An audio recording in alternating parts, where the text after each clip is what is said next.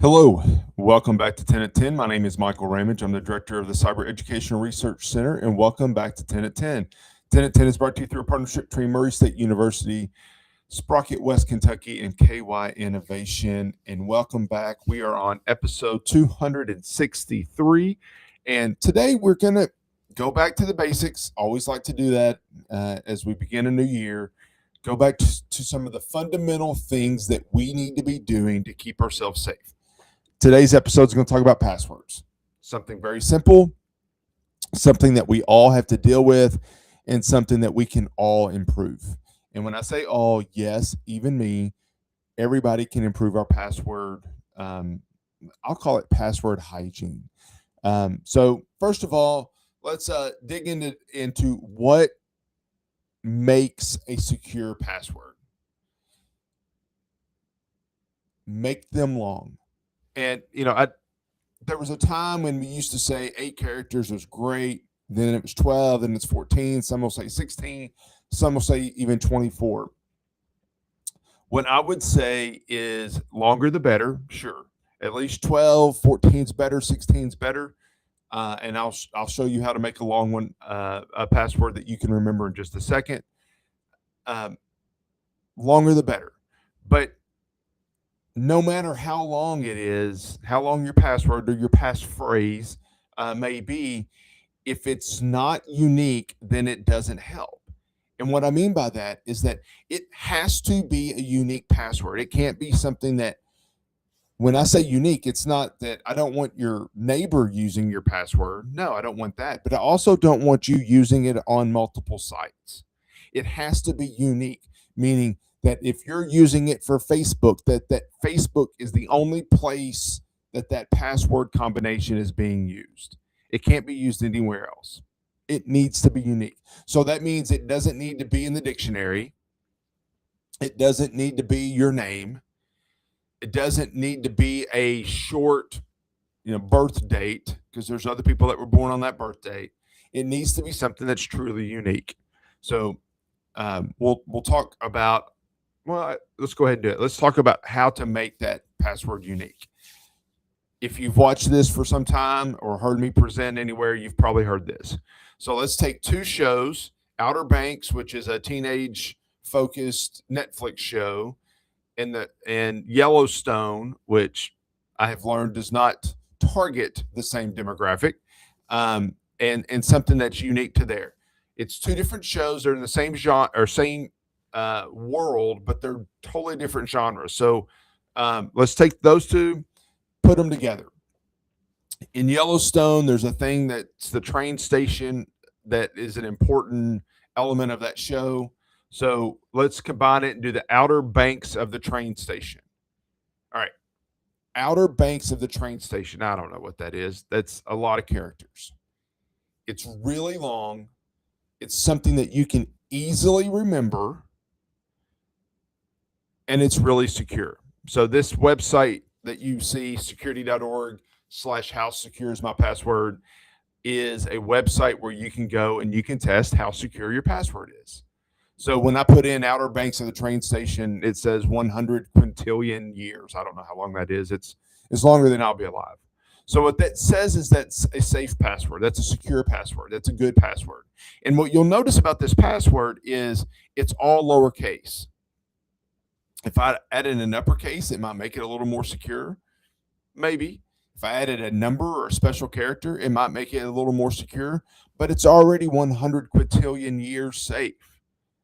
So I don't necessarily need that extra element. If you make your password long enough, then you can make it something that you can remember. Outer Banks of the train station. Nobody's going to be able to figure that out. Nobody's going to randomly guess that, and it's pretty safe. Now, I do have to give a disclaimer. This is not a good password anymore because I use it all the time in presentations. What that means is that it's no longer unique. It's no longer used in only one place. I don't use this password on anything because I share it with people all the time as an example of what makes a good password. So You're going to come up with your own combination of things, but this is a way to do that. This is a way to look at it and say, hey, this is pretty good. This could be a good safe password. Now, the unique piece. Why does it need to be unique? This data is from, I want to say it was 2024. So I am sure that number's gone up even more now. But at time, there were more than 24 billion username password combinations on the dark web. Why does that matter? That means that if your password is being used on Facebook, and Facebook has a password breach, a data breach that involves the passwords, then that password is no longer a secure password because the bad guys have access to it. Even if they securely store it, it's possible that the bad guys can use that to break in other places. So if your password gets compromised, you have to change that password. So if Facebook does have a password data breach, and they have had them in the past, then you immediately need to go in and change that password. First step. But here's the catch. If you were using the same password on Facebook that you were using for your bank account, that you're using for your email, that you're using for something else, then all of those passwords have been breached. Those are all insecure now because what the bad guys doing is they're going to the dark web, they're taking some chunk of that 24 billion passwords, and then they're going and trying those passwords on all other websites where they think people might have accounts. If your username is your email, or it's possible that your email and your username are the same thing, then they're going to be able to figure that out. And if your password's the same, then they're going to be able to get into your account. There's a risk of that. So if Facebook has that breach, then not only do you have to change your Facebook password, but then you have to change everything else that you reuse that on. And if you don't realize that you're doing that, then you're opening yourself up to compromise. And that happens on a regular basis. That's how people get compromised. That's how people lose their identity, is that they're reusing passwords and one gets stolen. All right. So if I don't want you to reuse passwords, what do? I recommend a password vault. Now, last week, you heard me talk about, I think it was last week, we talked about LastPass, where people were able to, I don't know if we got to that story, actually. We may not have talked about that. But LastPass had an issue where they had a data breach, and the password vaults, if any were stolen, it's okay because it's encrypted. But what is also worth noting is that you have a master password. Now, this is not LastPass. This is 1Password, but it's a different program. But you can't get into this password vault unless you put in the master pass. Well, if your master password is password, then somebody can probably get into that if they steal it. Otherwise, if it's a strong password, then they can't get in to see your passwords. Does that make sense? But here's the catch. You don't have to remember 700 passwords. You only have to remember that one master password to get into your passwords. Don't forget it, but that's the only one that you have to remember.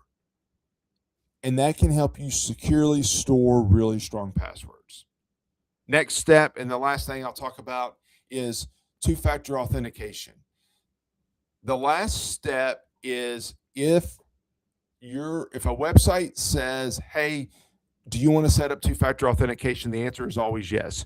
What that essentially means is that you have a phone and you put in your password, and then it's going to send a message to your phone and say, is this really you?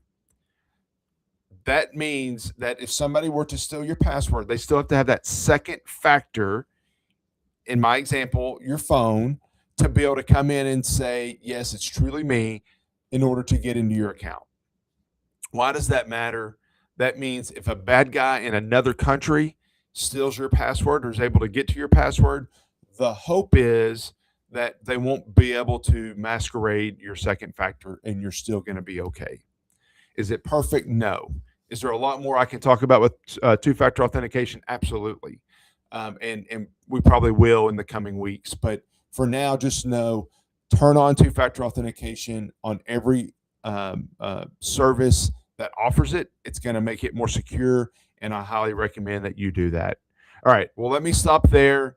We'll call it a day because I'm over on time. But thank you for joining in. I hope that you use some of the tips on passwords that I've suggested.